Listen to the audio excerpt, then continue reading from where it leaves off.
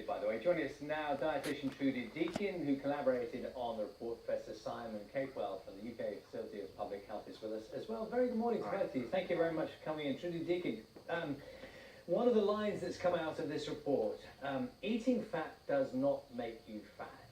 Do you want to just explain that in terms that people understand? Absolutely. How do we fatten up cattle? We don't feed them fat. We feed them grass and grains. What makes us fat is a hormone called insulin. So when we eat carbohydrate food, the insulin actually stores that fat in our bodies. So what makes us fat is eating carbohydrate to excess.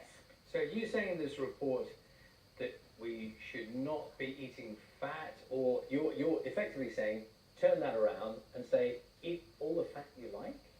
Well, if we eat too much carbohydrate and we eat too much fat, that's not a good idea.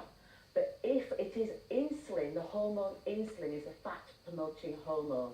So if we eat too much carbohydrate, we put on weight. Now, if we reduce the carbohydrate in our diet, we need to fill up on something, so then we can eat fat. Professor, would you like to just to pick up on that? What do you make and what you're hearing? I think there are issues around confusion from different reports coming out. I think it's important that we send clear messages to the public, and the best science is summarised by Public Health England in the UK, by the US and the Dutch guidelines. They're all very clear. Basically, they're pushing a Mediterranean diet. So Trudy and I agree that the world is full of junk food and sugary drinks. That's bad. We agree about whole foods. We agree that we should be pushing fruit and veg, fish, nuts. In terms of fats, there are good fats, bad fats, and killer fats. So Trudy and I agree that killer fats, trans fats from the industry should be absolutely ruled out. I think we agree about good fats, olive oil and sunflower and omega-3s from fish. The debate raised today really is around the bad fats, saturated fats. And actually there's a dozen of those, and some of them are quite harmful. Okay, just help us with some of this. So a saturated fat, in most people's ordinary diet today, where is that? What's it in? So that'll come from animals, or it'll come from dairy, or it'll come from vegetable. Now, animal fats are harmful. The less meat we eat, the less lard we use to fry things, the healthier we are. That's why heart disease, stroke rates have come down by 2/3. Well, I'm always keen to try and boil this down to things people understand. It's breakfast time. People are having cereal at home. Sure. So they have a choice, don't they? They have skimmed, semi-skimmed, or full-fat milk. Which is the healthier of the three? The skimmed, the semi-skimmed has got less calories, so Public Health England would say go for the semi-skimmed. And the fat, is that an issue in relation to that? The fat's an issue for calories, the fat's an issue for saturated fat. A little bit fine, but not too much. And your picture of your picture of cheese, I think, is sending quite the wrong messages. We'd like to push vegetable fats like olive oil and omega-3s from fish. Should you take us to our breakfast table?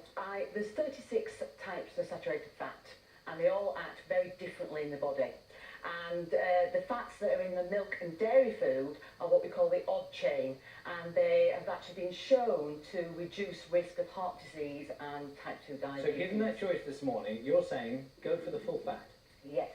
Also, last year, the gold standard, a Cochrane systematic review, a review that looked at all the clinical trial evidence, was published last year, and it showed that reducing saturated fat in the diet did not reduce deaths, did not reduce heart disease, and did not reduce strokes.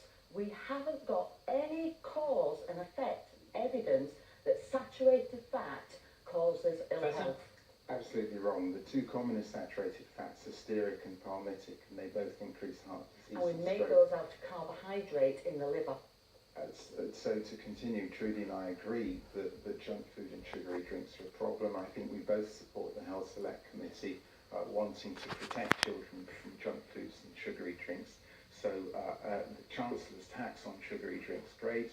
Less advertising to kids, and less sugar, salt and fat hidden in junk food. Can I just ask Trudy, I mean, if the result of what you're saying today is that people end up more confused, That's not good, is it? No, it's not good, but I think the time has come where we need to set the record straight. It took far too long. In 1983, the low-fat dietary guidelines were published for the first time in the UK without not one single clinical trial evidence that low fat was health promoting. We will have to leave it there. I mean, as you know, we'll talk about this again, I'm sure, but thank you both very much.